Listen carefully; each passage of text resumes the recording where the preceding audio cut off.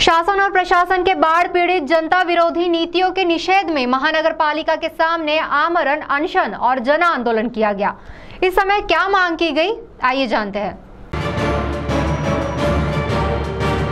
शासन और प्रशासन के बाढ़ पीड़ित जनता विरोधी धोरण के निषेधार्थ आमरण अनशन और जन आंदोलन बाढ़ पीड़ित नागरिक द्वारका नगरी वानखेड़ेवाड़ी महेश नगर इनकी समस्या जल्द हल करने के संबंध में चंद्रपुर महानगर पालिका के सामने किया गया। इस दौरान जमकर नारेबाजी कर विरोध प्रदर्शन किया गया। तो आइए सुनते हैं इस दौरान आंदोलन की रूपरेखा बयां करते हुए क्या जानकारी दी गई।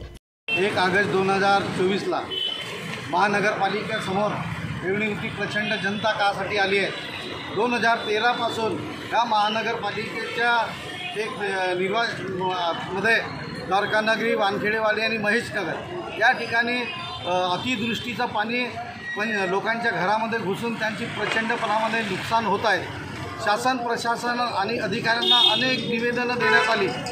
नगर विकास मंत्री महसूल मंत्री यांना निवेदन देण्यात आली 2015 पासून, परंतु अजूनपर्यंत सतत दुर्लक्ष शासनाने आणि प्रशासनाने केलं होतं। म्हणून नाईलाजास्तव हा पर्यायी व्यवस्था म्हणजे आमरण उपोषण जन आंदोलनाची आम्ही तयारी केली आणि हा तयारीमध्ये आज आयुक्त साहेबांनी आम्हाला पाचारण केलं आणि हे बैठक लावण्याचे आश्वासित केले आणि सीजन साहेबांना यांना स्पष्ट सांगितलं की तुम्हाला ते आउट ऑफ झोन बनवा लागेल, कारण का एकच नाला त्यांनी बनवला 2x2चा आणि पूर्ण अतिवृष्टीचं पाणी तिथं जाते।